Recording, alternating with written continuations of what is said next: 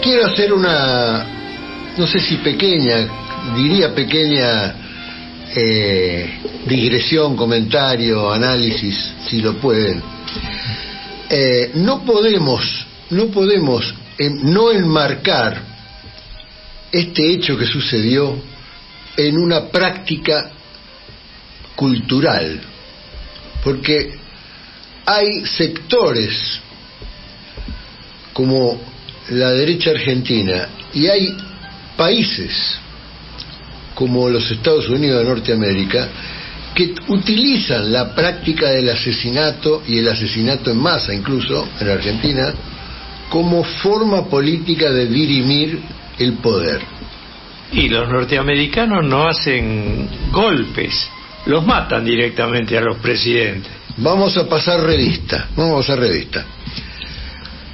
Asesinaron a su presidente, James Abraham Garfield, en 1831. Y empezaron con el primero, con Abraham Lincoln.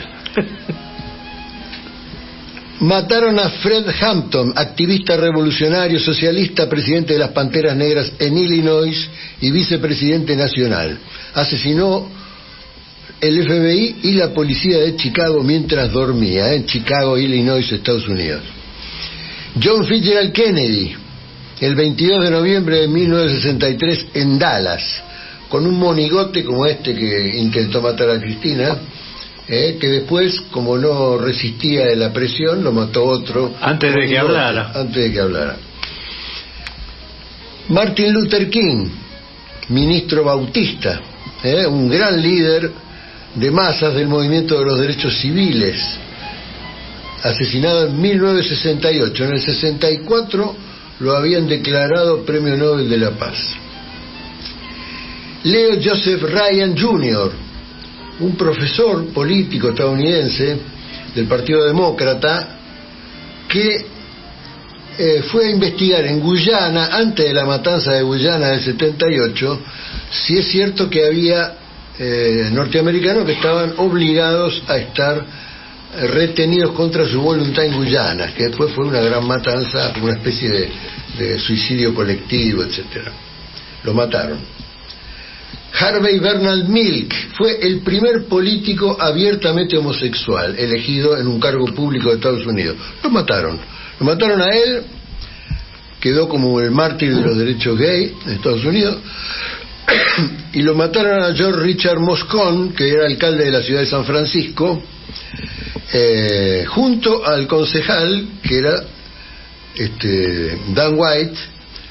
El asesino, Harvey Milk, era el que decíamos antes que fue el primer político elegido y abiertamente homosexual. Es decir, al homosexual y su pareja, los dos políticos, los mataron a los dos. Como decía bien Diego, a Abraham Lincoln, que fue en 1865, cuando llegaba a su fin la guerra civil.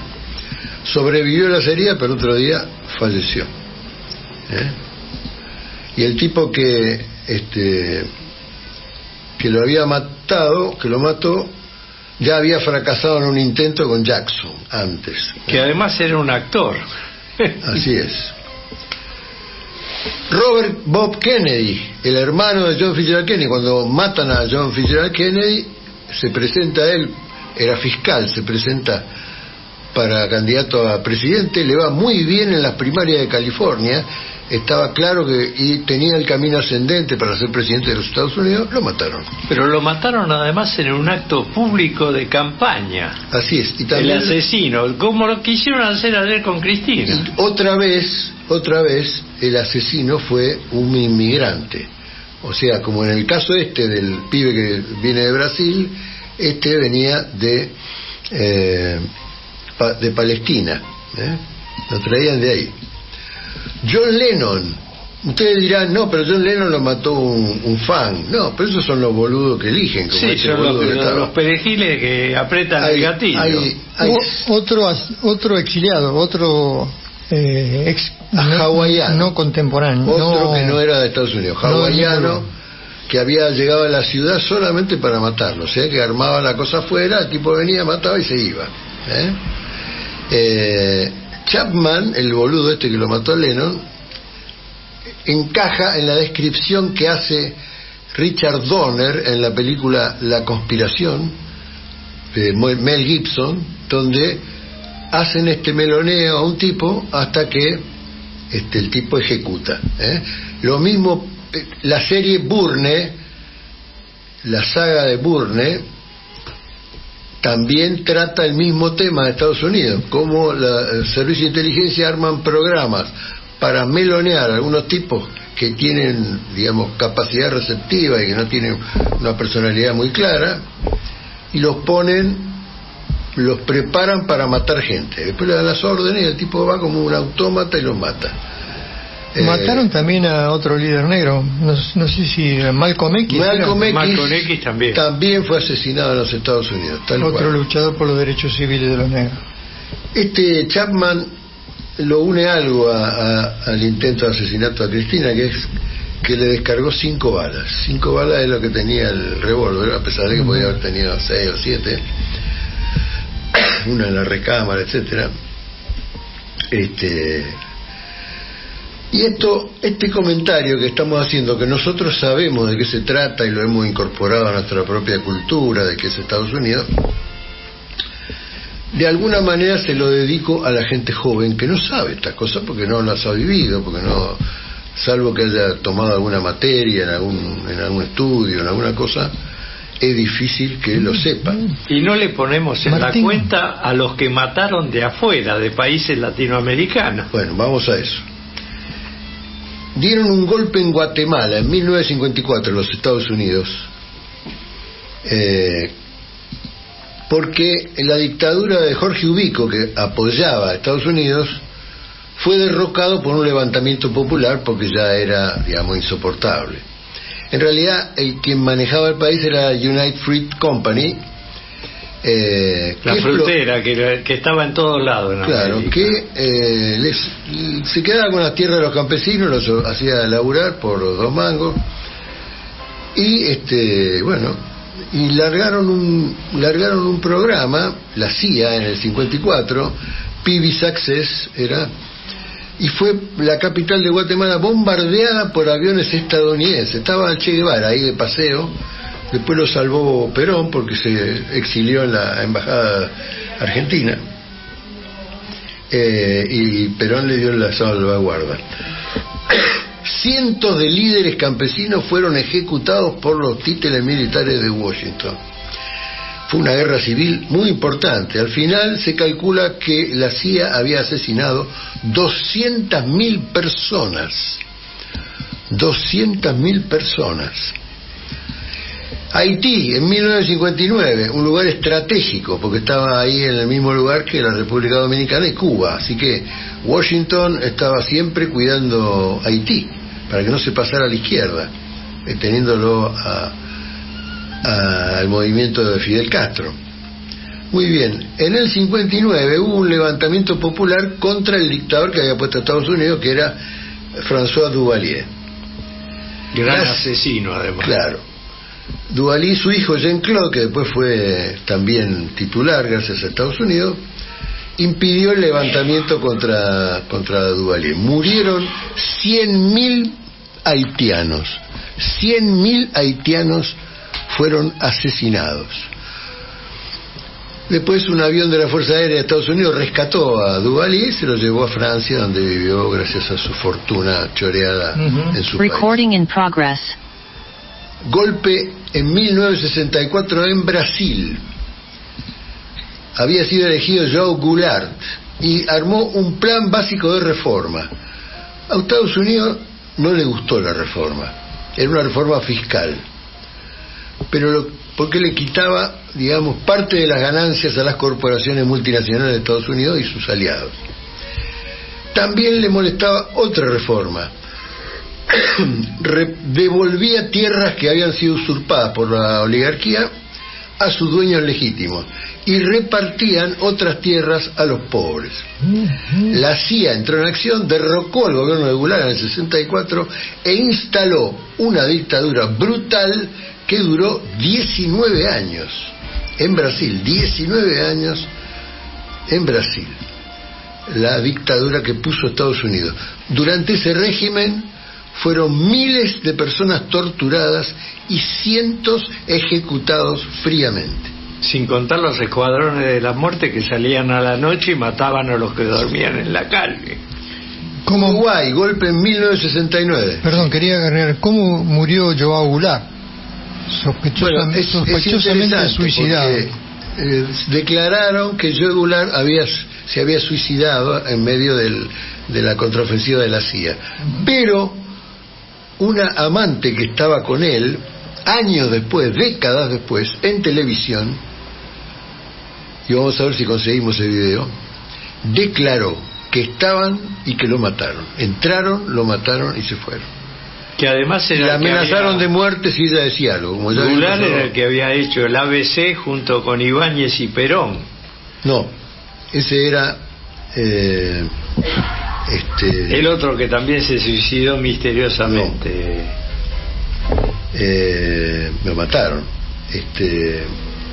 ¿Brasileño? Sí. De Ibáñez, Perón. No. Y bueno, ya no me acuerdo. Carlos de Cerca. No. Bueno, la cuestión es golpe en Uruguay, 1969. Como surgieron los Tupamaros, una guerrilla revolucionaria, urbana, libertadora, de patriotas, entre ellos Pepe Mujica, y también la mujer, Lucía Topolansky, pertenecía a Tupamaro. Entonces Nelson Rockefeller fue a Uruguay para mirar a ver si se extendía el sentimiento anti-yanqui, así alertaba al gobierno de Washington. La CIA mandó a Dan Mitrione a ver cómo eran las cosas, y ahí entrenó fuerzas policiales en tortura y otras cosas terribles. Con ayuda de la CIA instaló una dictadura militar a la orden de Juan María Bordaberry, que gobernó Uruguay durante 12 años. 12 años. Para mostrar las cosas que hacían, a Miguel Ángel Estrella, el gran pianista argentino, peronista, fallecido hace poco, le rompieron todos los dedos. Era pianista, fue pianista hasta el final. Un compañero de celda le fabricó con maderitas un teclado, y él, con los dedos destrozados durante los años que duró la cárcel, estuvo entrenándose todos los días, haciendo música en su cabeza, porque claro, no podía escuchar. Tal cual, hasta que recobró la gran película de Zuhair Yuri. Agilidad, exactamente. ¿Qué pasó con la CIA en Uruguay? Mató cientos de personas y torturaron a decenas de miles de personas. Bolivia, 1971. Por décadas las corporaciones estadounidenses mantuvieron en Chile, en Bolivia y en Perú una esclavitud absoluta. Las riquezas mineras de Latinoamérica eran la envidia de los Estados Unidos. Hicieron todo lo posible para controlarlo. El Che Guevara viajó a Bolivia y se encargó de incitar a la revolución en 1967. Bueno, 2 años después lo asesinaron. Primero lo capturaron y después, fríamente, el hombre de la CIA fue y lo ejecutó. Y después Estados Unidos instauró en Bolivia una junta militar. Chile, 1973. La CIA movió todo para desprestigiar a los medios de comunicaciones nacionales e internacionales desde esos medios contra Salvador Allende. Aplicaron extorsión, tortura, encarcelamiento, asesinato como medida para acallar a los que estaban en contra de Estados Unidos.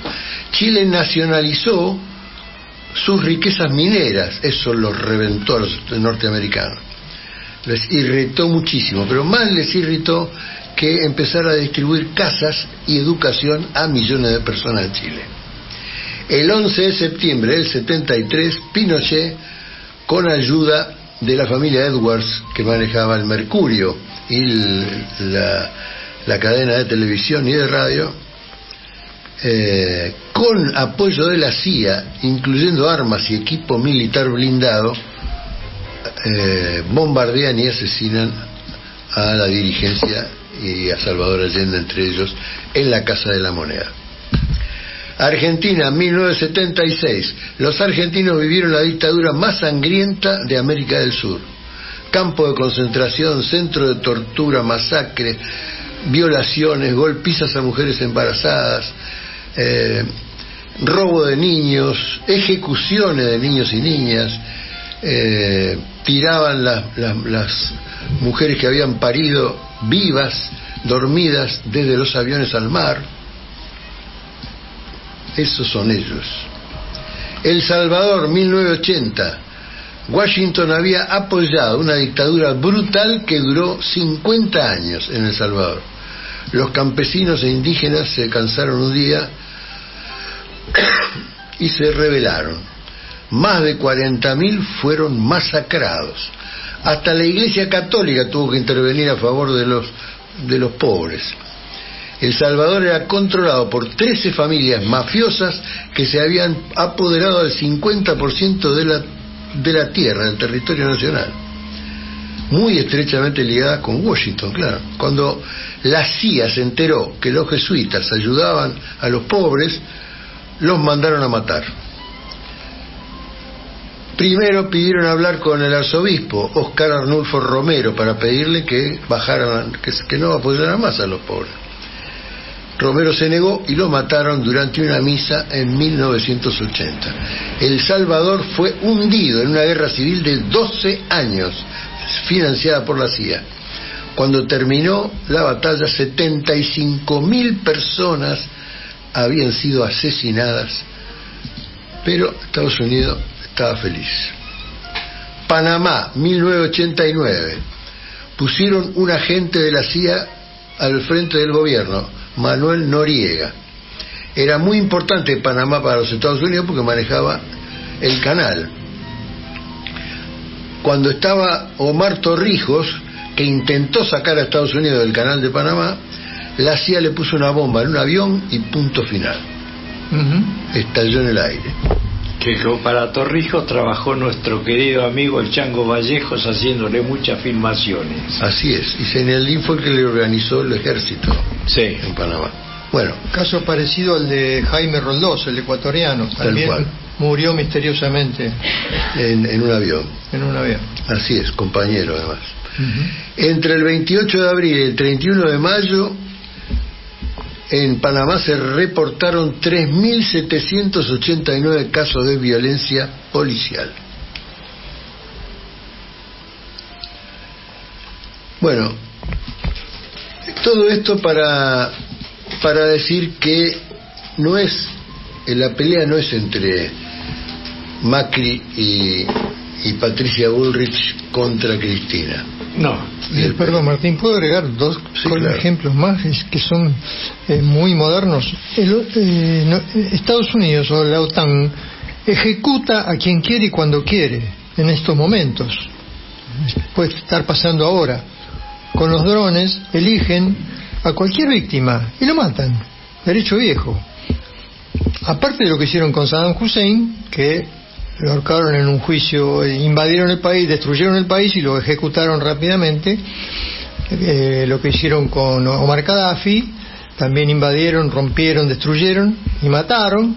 Lo que hicieron con Osama Bin Laden, de que sin juicio lo mataron y sin saber qué pasó nunca con ese sujeto. En estos momentos están tirando un dron para matar a un líder que ellos consideran culpable de X eventos. En cualquier lugar del mundo lo hacen, no tienen ningún problema. Yo quiero marcar además que hace una de las tantas cosas que hace Estados Unidos en Argentina. Banca organizaciones no gubernamentales para apoyar económicamente a figuras del mundo literario, del mundo del periodismo, etcétera. Gente que aparece como prestigiosa, como importante, y que, por supuesto, le da la prensa necesaria. Cuando digo la prensa, digo La Nación, Clarín. Por ejemplo, hay varias ONG bancan a Beatriz Sarlo, Santiago Kovadlov, Juan José Sebrelli, Rafael Filippelli, Emilio de Ípola, Vicente Palermo, Marcos Novaro, Eduardo Antón, los periodistas Jorge Lanata, Gustavo Noriega, Pepe Liayev fallecido, los historiadores Luis Alberto Romero, Hilda Sábato, los constitucionalistas Daniel Sapsay, Roberto Vergarela, José Miguel Onaindía, el exdiputado Fernando Iglesias, y ustedes lo recordarán a estos todos juntos, si yo lo digo, se van a acordar, porque todos ellos se presentaron, dieron una conferencia afirmando que las Malvinas eran inglesas. Digo esto porque si no hay cosas que pasan desapercibidas, pasan un día, uno se entera, no se entera, nunca lo procesa y sigue su vida creyendo que el problema es de la familia, entre el suegro que es gorila y el joven que es alocado y peronista. No es tan sencillo, como no es tan sencillo montar este atentado contra Cristina. Bueno, cuando cada vez se confirma más profesional, cada vez. Agrego eso, cuando Macri era jefe de gobierno de la ciudad, dijo en su momento que recuperar Malvinas iba a ser un problema para el fisco argentino, porque iba a tener muchísimos gastos. Entonces que era dudoso que la conveniencia de recuperar Malvinas, siendo jefe de gobierno de la ciudad. Bueno, la Burge las quería cambiar por deuda. Por eso, digamos, son sectores que trabajan para el enemigo de la patria. Nosotros no tenemos nada en contra de Estados Unidos, salvo esta práctica que tiene, de imponer cosas. Por eso crece China en el mundo, porque no impone, propone.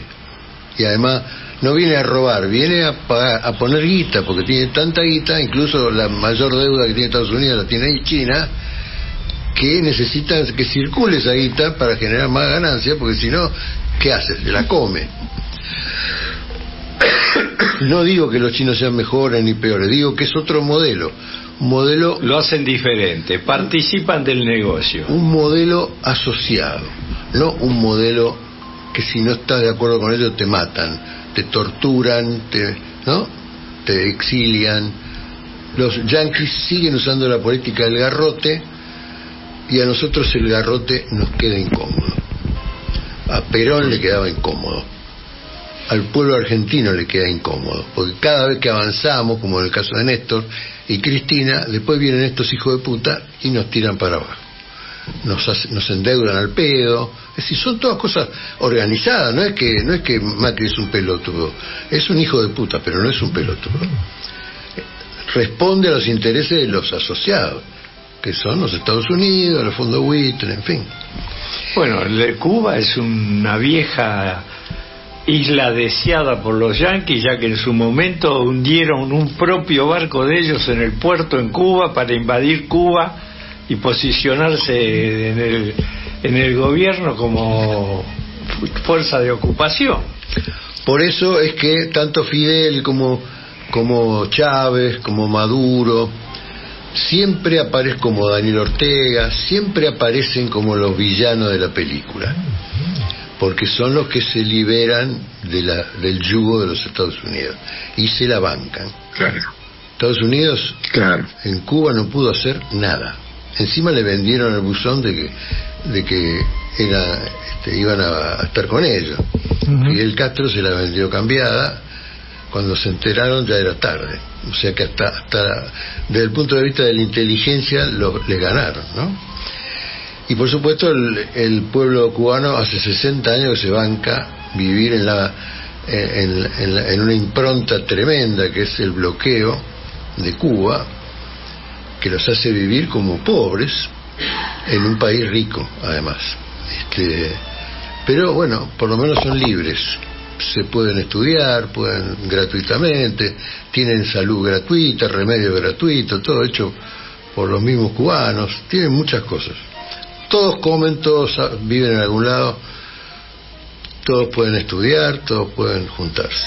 Hay otra diferencia cultural muy importante, Martín. En la apertura del programa nuestro hay mucha gente que dice te amo Cristina, que se ríe, que canta, que disfruta, que dice amor, besos, afecto, qué sé yo. Yo pensaba en si alguna vez escuché a alguien que dijera: te amo, Mauricio, te amo, Patricia, te quiero tanto, doy la vida por vos. La verdad, nunca lo escuché. Y además, el día de la concurrencia de la gente a la Plaza de Mayo, como tantas otras veces lo ha hecho la gente, transformó un hecho de protesta en una fiesta, con canto, con alegría, con felicidad, con sonrisa, con amor y con abrazos. Además, nadie fue llevado, a nadie les ofrecieron un micro para llevarlos, darle un choripán. Fueron todos en una demostración de amor. Y después nos hablan de la muerte. ¡Qué hijos de puta!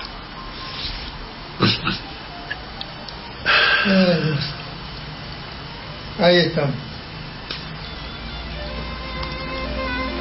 ¿Cómo viviste, Horacio, estos días, Horacio? Y te estoy escuchando ese listado tenebroso, celebrando que lo hagas. Les agrego uno. Dale. Hace poquito lo escuché a Tilio Borón contando que a Hugo Chávez lo envenenaron, que esta fue la raíz de su enfermedad, y que fue un procedimiento seguido con otros varios tipos. Creo que el Lugo, el de Paraguay, también zafó por un poquitito. Me parece bárbaro, Martín, que hayas hecho esto, porque estamos viviendo como una pesadilla, pero en realidad no es una pesadilla, esto es la realidad. Esta es la realidad no solo de la Argentina, sino del mundo que vivimos. Solo para complementar lo que dijiste, yo estoy de acuerdo con que nos dirijamos a los jóvenes, porque hay una información histórica que es escamoteada, obviamente. Pero te diría que los viejos pareciera que no tienen memoria. Tampoco. A veces es peor la desmemoria activa de los viejos que la falta de información, la desinformación que padecen los jóvenes. Y el ejemplo que traigo para complementar esto que vos estás, para aportar, no para contradecir, porque vos lo ponés en un sistema global e histórico, esa descripción que has hecho. Yo pensaba, Alemania fue el escenario de la gran tragedia del siglo XX y del siglo XIX. Alemania es el epicentro y acaba de armarse como en la época de Hitler, como si nada hubiera ocurrido, con el voto de los socialdemócratas y el voto de los ecologistas. Le ha comprado las armas a esta chica Pelosi, que es la de la mafia de Estados Unidos, la que va a ver si puede vender armas en Taiwán, una funcionaria mayúscula de los Estados Unidos, y los alemanes van para adelante como si no hubiera ocurrido ayer nomás que ellos fueron el escenario de la tragedia, y la llevan a Ucrania y demuelen un país solo para vender armas, ¿no? En eso estamos, y estamos en una cosa que dice, vos viste Hiroshima. Después que viste Hiroshima, decís, escúchame, esto me puede pasar a mí. No, eso le pasó a Hiroshima, a mí no me va a pasar. ¿Viste? Cuando uno dice, no, esto le pasa al de al lado, a mí no me va a pasar. Se cierran los ojos y se sigue para adelante. De modo que yo celebro ese listado que hiciste, que es una recuperación de memoria, y yo creo que nos la tenemos que decir a todos mirándonos al espejo, ¿no? Ese es el centro por ahora, Martín. Sí, también me ahorré todo lo que hicieron en el resto del mundo, digamos, porque podríamos hablar de todo lo que han hecho los norteamericanos en Europa, en Asia, en todo el mundo árabe, los desastres que han hecho. Esa terrible guerra contra Vietnam, que le ganaron los vietnamitas. Curiosamente, porque Estados Unidos no ganó ninguna guerra, ni siquiera la Segunda Guerra Mundial. La Segunda Guerra Mundial la ganaron en el cine, pero en la práctica la ganaron los rusos. Sí, que fueron los primeros en entrar en Alemania. Sí, no solamente entrar, digamos, sino vencer. Los rusos dejaron 30 millones de personas ahí. De los 70 además millones. Los rusos ganaron la guerra en la invasión a Rusia, que Hitler se equivoca en pleno invierno ruso. Claro. Y ahí pierde la guerra. Claro. Así es. Horacio menciona Hiroshima, el único país que lanzó no solo dos bombas atómicas sobre población civil fue Estados Unidos. Así es. con todo el lío que hicieron con Irán. Hay algo que está, Martín, hay algo que está en tu razonamiento también. Creo que lo hiciste más implícito que explícito, pero lo jugaste también, que es que hay una organización detrás de esto. Es decir, tienen que encontrar un bobo, como el que mató a John Lennon, en este caso es este pibe que iba atrás de los móviles de la televisión para aparecer, quería sus 15 minutos de fama como fuera, detectaron el bobo, pero evidentemente hay una organización atrás a la cual le fue insuficiente el lawfare, porque no alcanza con el discurso de odio mediático, no alcanza con la justicia cooptada, necesitan frenar esta fuerza nuestra como sea, y evidentemente se jugó una carta que era la de reserva, era el prestamista de última instancia, que es la mafia, digamos. Ahora, también razonemos esto. Argentina está sin inteligencia. Me refiero a la inteligencia de investigación. No tiene aparato de inteligencia Argentina. No tiene nada. Hay distintos grupos de poder que actúan en Argentina. Cuando nosotros decimos que el Paraná tiene todos los puertos privatizados, etcétera, estamos hablando de corporaciones que pertenecen al mundo de BlackRock y demás. Es decir, cuando hablamos Monsanto, hablamos, todos los que están con sus puertos, con sus granos, que pagan impuestos por lo que declaran y no por lo que se llevan. Los grupos que están en la minería, que sacan el oro por Chile para que no le contemos las costillas y declaran que sacaron no sé qué, 1 tonelada y sacaron 10. Los que se llevan tierras raras que no las declaran, por ahí declaran 3 o 4 y se llevan 22 tierras raras. Las mineras. Por eso. La pesca, ¿no? Las grandes compañías que se llevan pescado en forma clandestina y de lo que declaran pagan el 1%. Mirá vos lo que se queda Argentina de toda esa riqueza agrícola impresionante de proteína. ¡Qué barbaridad! Todos esos sectores están predando a la Argentina. Generan un país pobre para los argentinos y un país rico para ellos, digamos. Ahí hay muchos sectores económicos que en general los más claros están en la Unión Industrial, pero hay otras organizaciones y hay otros pool de empresarios que manejan mucha guita, mucho poder. Y pensemos esto, ¿cuál es la tarea de un CEO de las corporaciones? Generar la mayor cantidad de guita con la menor inversión. Y ahí hay personajes que comparten la mesa con otros argentinos poderosos en distintas cenas. No sería nada raro, más allá de la CIA y más allá de la National Security y más allá del Mossad, etcétera, no sería nada raro que también en esos grupos de empresarios muy poderosos que no quieren sacar los granos de los hilos, pues se lo quieren especular, que han robado plata llevándosela al exterior en vez de dejarla en el país, en vez de invertir en empresas, generar trabajo, que alguno más osado que otro haya decidido beneficiar al grupo con el cual juega al fútbol o al golf o lo que sea, con unos mangos para un boludo de estos en acción con alguna mano de obra desocupada, que dice, no, esta peronista no tiene ningún tipo de seguridad, la mina se tira delante de los pibes como hacía Néstor, cualquiera puede ir ahí, pegarle un tiro y a la media hora se acaba, muerto el perro se acabó la rabia.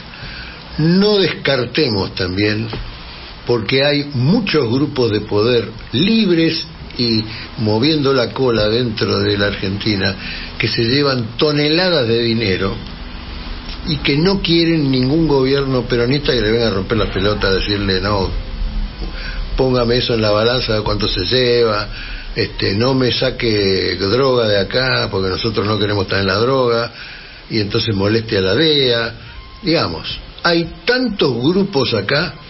¿Te acuerdas de esas películas de la Segunda Guerra como Casablanca, que había lugares que eran medio como internacionales, y que ahí se juntaban todos los hijos de puta, digamos, del espionaje a transar. Bueno, Argentina en alguna medida está en esa posición.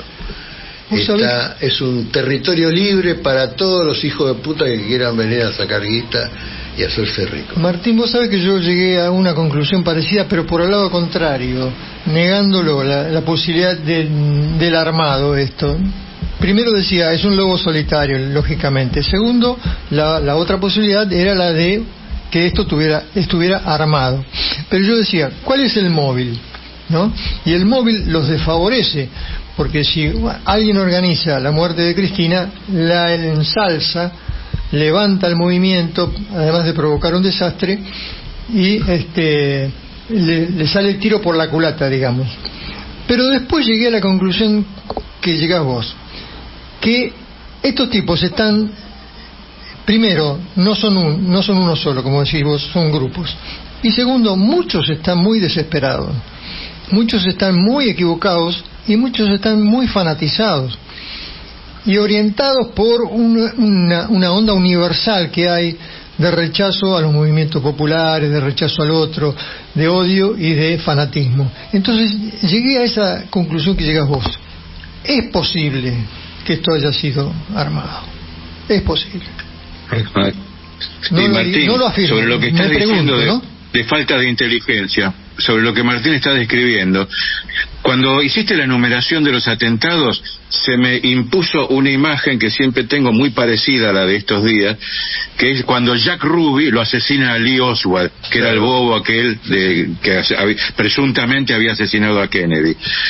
Y ahora, cuando están hablando, cuando estás diciendo esto de la falta de cuidado, de inteligencia, se me cruzó la imagen de uno que sabía de estas cosas, una figura que sabía, la tenía muy clara, que es la de Perón. ¿Vos te acordás cuando Perón da el discurso en el balcón blindado con una casamata delante? Es decir, que este hombre que ya era viejo y que se la sabía toda y que había esquivado varias veces los atentados, era consciente de que alguno le podía tirar un tiro. ¿Te acuerdas de esa imagen, no? Sí, el vidrio blindado en el balcón. Ahora, convengamos que si uno quiere matar a alguien hay muchos métodos, digamos. Vos dijiste uno. Yo consulté con el farmacólogo del CONICET, Carlos Davio. Le pregunté si a raíz de lo que le pasó a Chávez y le pasó a Lula, a Dilma, como bien dijiste, y a Lugo, también creo yo a Néstor y a Cristina, si era posible inocular cáncer desde afuera de una persona, no de su proceso interno, sino como enfermarlo, digamos, como quien te enferma de resfrío.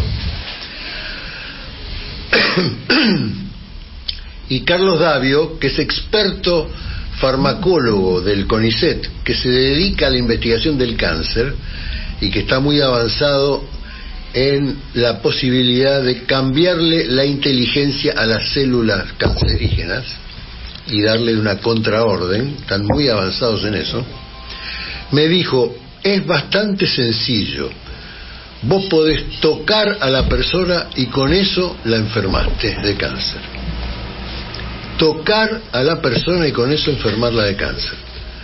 Bueno, la pelota. Utilizando tu ejemplo y utilizando la lógica que yo estuve desarrollando, quiero decirte que todos los integrantes del No al ALCA murieron. Todo lo que se burlaron de Estados Unidos el No al ALCA murieron. Bueno, y no nos olvidemos del Papa que murió a 33 días de haber asumido, que nunca se supo de qué murió. Bueno, pues eso estamos ya en un escenario más grande.